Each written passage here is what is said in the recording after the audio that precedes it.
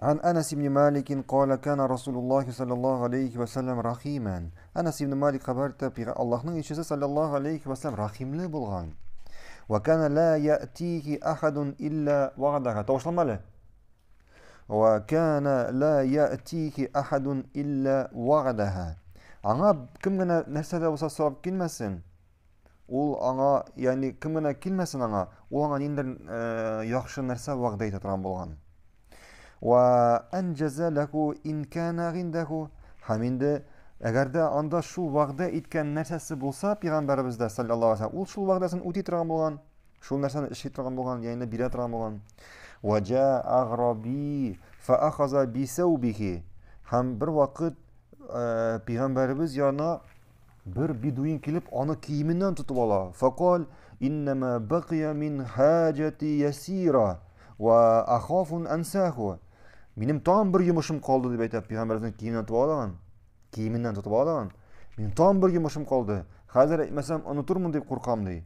وأخاف أنساها فقام معه حتى فرغ من حاجته.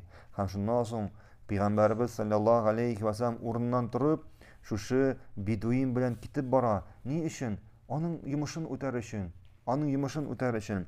Сумма акбала фасалла. Шуннан соң кире кайтып, шушы торган урында шуннан соң кире кайтып намаз укый. Пәйгамбәрбез кире кайтып, теге кешенең йомышын үтәгәннән соң кире кайтып намаз укый. Бу хадистә шулай Пәйгамбәрбезнең күркәм холкы. Кем генә килмәсен, баймы ул, фақирмы ул, дәрәҗәлеме ул, дәрәҗәсезме ул, кем генә килмәсен, Пәйгамбәрбез саллаллаһу алейхи ва саллям ул кешенең йомышын үти торган булган.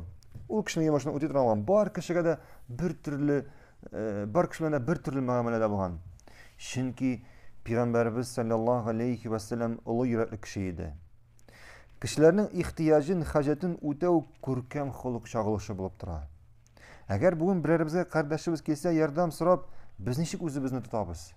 Я безнең вакытыбыз юк, я безнең тегендә барасы бар, я безнең әҗәтләребез күп, я эш күп һәм башкасы.